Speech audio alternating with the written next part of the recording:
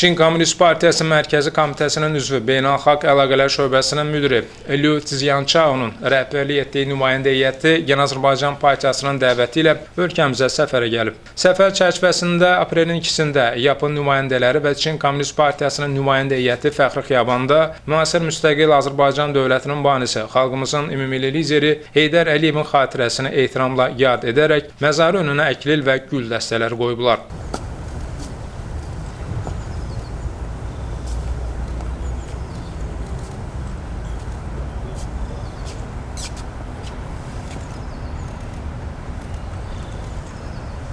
Görkəmli oftalmoloq alim akademik Zərifə xanım Əliyevanın da xatirəsi anılıb, məzar üzərinə tər güllər düzülüb.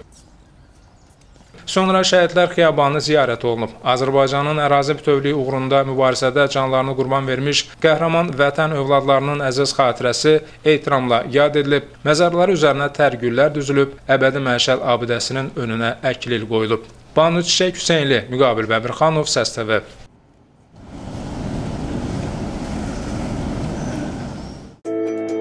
Thank you.